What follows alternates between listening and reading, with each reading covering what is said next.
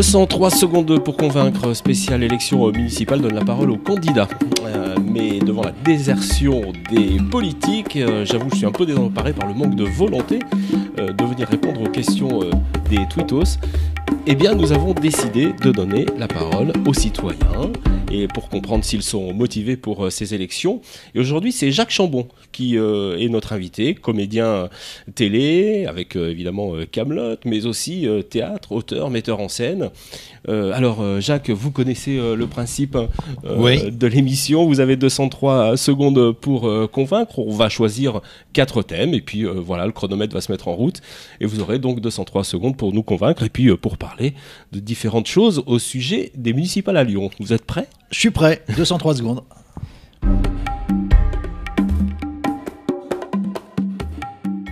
Voilà Jacques Chambon, premier thème, on va parler de l'impopularité des hommes politiques, des politiques en général. Ouais. Alors pourquoi d'après vous, ces politiques sont si impopulaires ? En fait, je crois qu'il y a plusieurs raisons à ça. Il y a une première chose qui, à mon avis, relève du sentiment d'impuissance qui nous offre souvent, c'est-à-dire qu'en fait on a l'impression en tant que citoyen que les politiques n'ont plus tellement le pouvoir, n'ont plus tellement la main, que c'est plutôt l'économie, les marchés, le fonctionnement économique qui gère le quotidien des citoyens. En fait, ils sont pas dans la réalité quotidienne en fait. C'est-à-dire ils essaient, enfin je pense plutôt aux politiques, aux gens qui sont sur le terrain, les politiques locaux, c'est des gens qui sont dans le concret mais qui éprouvent au jour le jour tout le temps la difficulté à agir.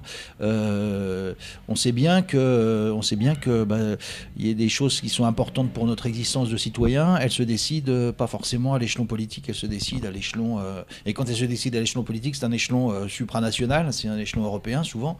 Ça veut dire que voter ça sert à rien alors du coup. Bah si, moi je crois quand même que ça sert à quelque chose parce que d'abord ça donne une. On a l'impression d'être en liberté, mais finalement on l'est pas du tout. En fait, oui, je pense que la démocratie elle est un peu dévoyée, c'est vrai. C'est-à-dire que la voix du citoyen n'a plus autant d'importance qu'elle avait pu en avoir. D'ailleurs, les gens votent de moins en moins. Alors moi, je m'attache à voter. Je considère que c'est quand même. Il y a tellement de mecs qui peuvent pas le faire, que ça me paraît normal de le faire. En même temps, c'est vrai qu'il y a de quoi être très découragé quelquefois et d'avoir un peu les boules, de voir que finalement les grands, il y a plus de grandes options, il y a plus de grands choix quoi. C'est l'économie qui gère tout en fait. Alors c'est l'argent qui l'argent oui, enfin l'argent ou en tout cas l'économie, c'est-à-dire que quand on a 3 millions de chômeurs et plus les marges de manœuvre elles se réduisent d'autant et tout le monde a peur pour son petit boulot, tout le monde a peur pour sa petite voiture, tout le monde a peur pour tout quoi. Et du coup, on est dans une espèce de peur permanente qui est très largement aussi alimentée à la fois par les politiques, par les médias, c'est-à-dire qu'on n'arrête pas de nous dire qu'il faut faire attention, qu'il faut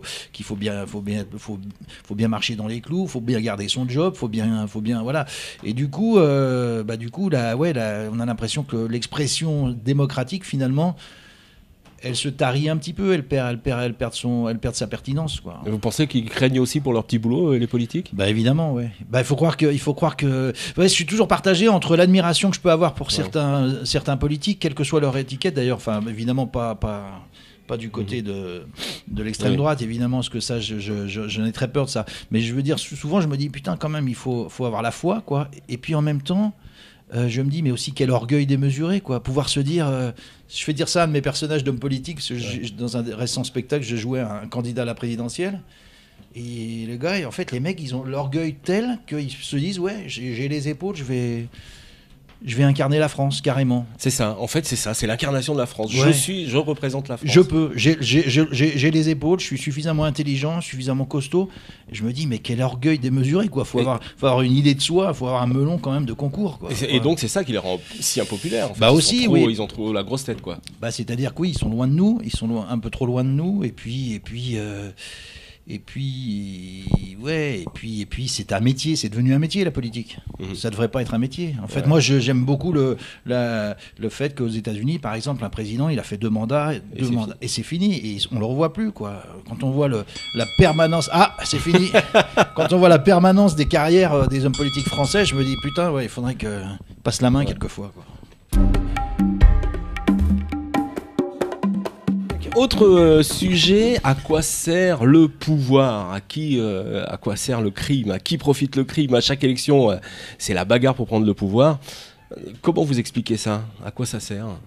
Pourquoi ils veulent le pouvoir, ces politiques? Je pense que ça doit être bon quand même. Ça doit être pas mal. Je pense que ça doit être bon quand même, parce que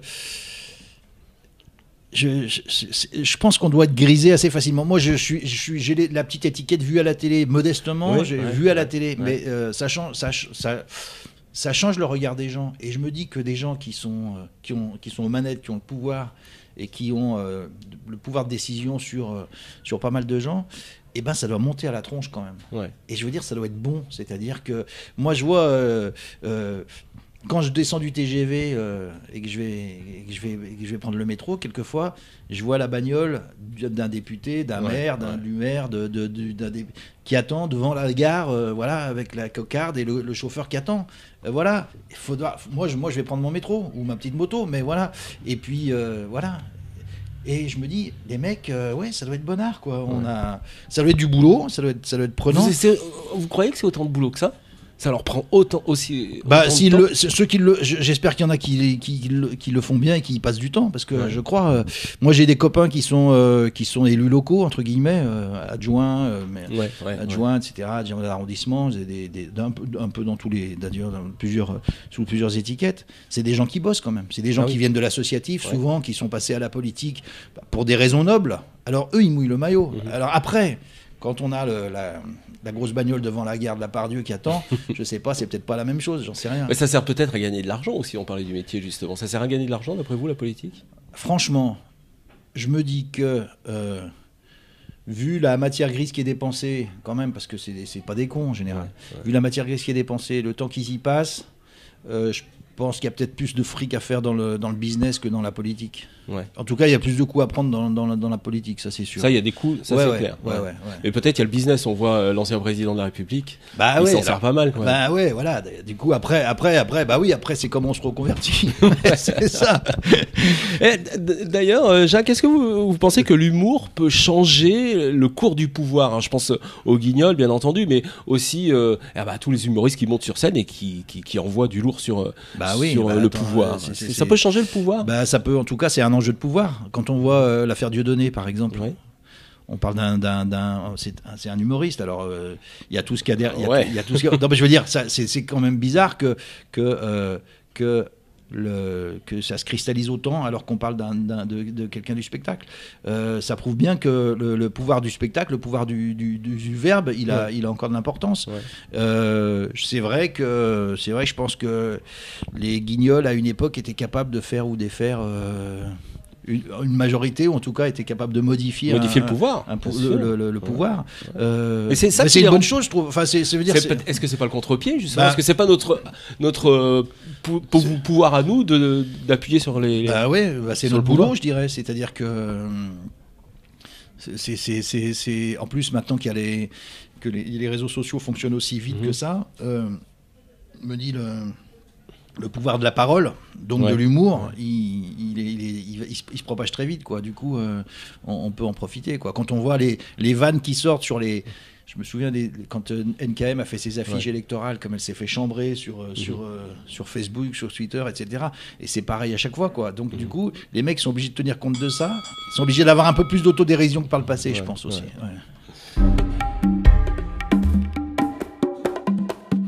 Allez, on continue notre petite émission. On va parler de la politique et comédien. Voilà, hop.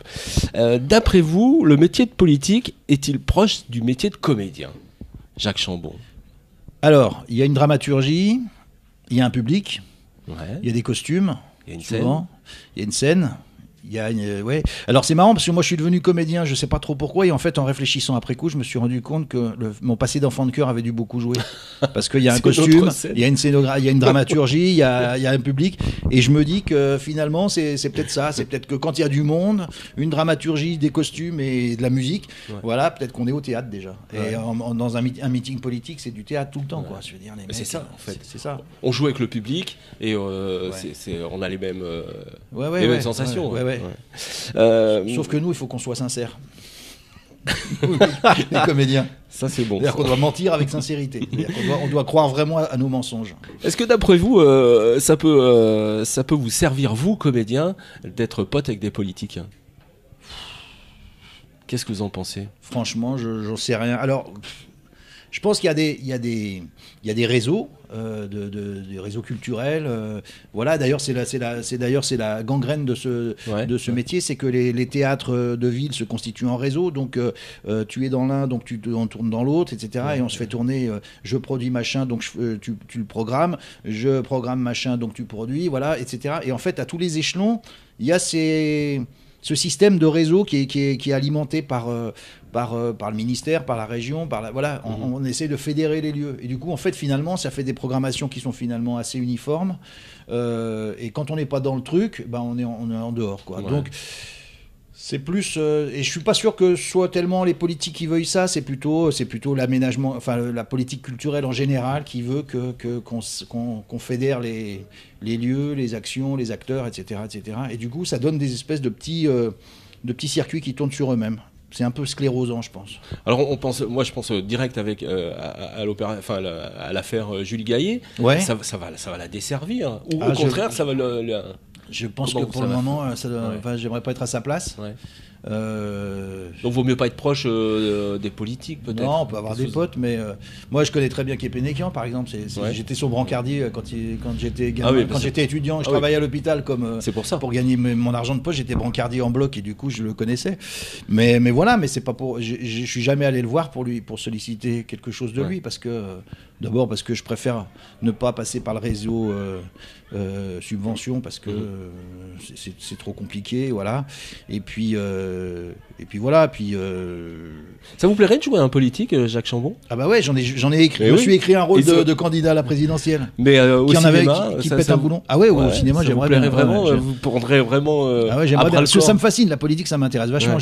Je lis Le Canard enchaîné toutes les semaines. Je regarde les infos. Je suis très très informé, quoi. J'essaie d'être très informé et ça me passionne. Alors ça me désole, ça me met en rogne quelquefois, mais ça me passionne parce que c'est quand même... D'ailleurs, les séries télé, maintenant, elles parlent de ça, quoi, aussi. C'est ça.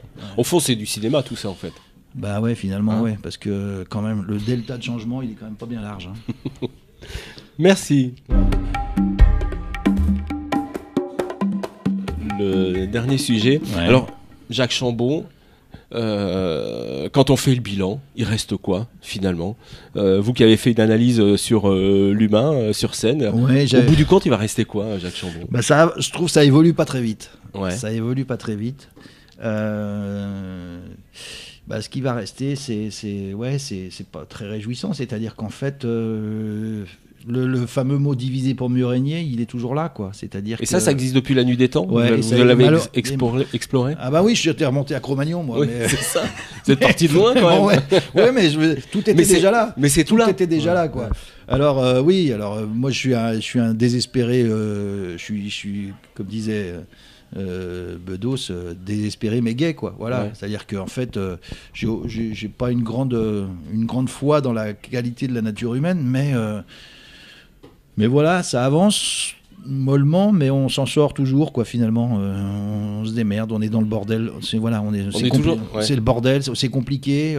On divise pour mieux régner, effectivement. Alors, on a toujours un bouc émissaire à sortir au bon moment, par-ci par-là, et du coup. Et d'après vous, est-ce que l'homme est bon, l'homme et la femme? Non, je crois pas. Non, ils sont là pour se bagarrer sans arrêt, prendre la place de l'autre, d'être toujours un peu mieux que l'autre? Je crois malheureusement que ça n'a pas beaucoup évolué, quoi. Alors, il y a moyen de se marrer, hein. Il y a moyen de cultiver, un fonds de commerce, cultiver quelque chose sur nos imperfections. Ouais. Hein.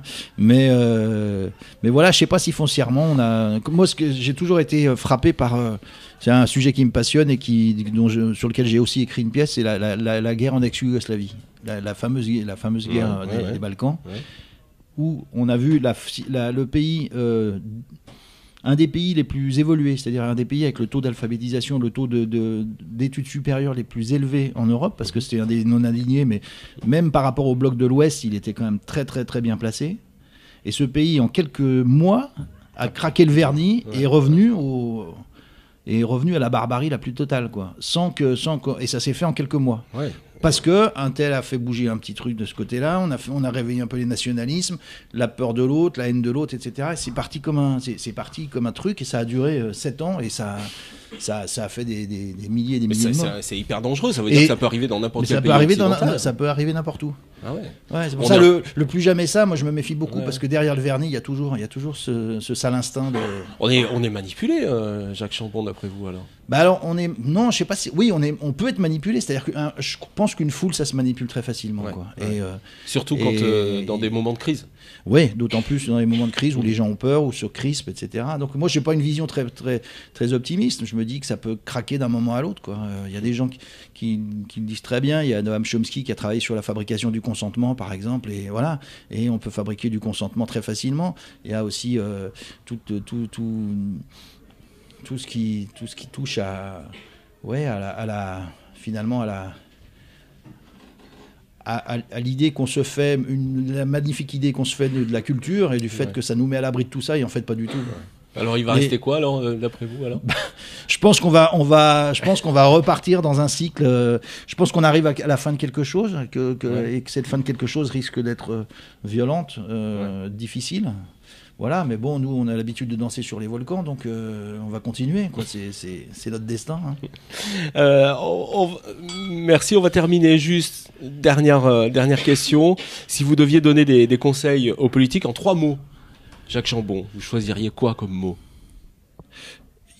Alors, en 3 mots, ça va être dur, mais moins parler. C'est-à-dire que je crois que les politiques nous imaginent assoiffés de leurs paroles. Or, c'est pas vrai. C'est-à-dire que quand ils se taisent, c'est très bien aussi. Ils ne sont pas obligés d'avoir toujours quelque chose à dire. Moins parler, donc. Moins parler. Ok. Réfléchir un peu plus loin que le prochain mandat. C'est-à-dire le temps en politique, il faudrait l'étaler un peu, voir un peu plus loin que la prochaine élection. Être plus curieux, peut-être. Je pense qu'ils sont un peu enfermés dans quelque chose. Ils sont un peu enfermés. Ils sortent pas beaucoup, et qui sortent, sortir. Ouais, sortir. Merci Jacques, vous avez été formidable. Merci beaucoup. On a été très heureux de recevoir Jacques Chambon ici au Café 203. Et puis si vous voulez participer à l'émission, si vous êtes citoyen, si vous avez des choses à dire, eh bien vous êtes les bienvenus. Merci et puis à la prochaine fois. Bye bye.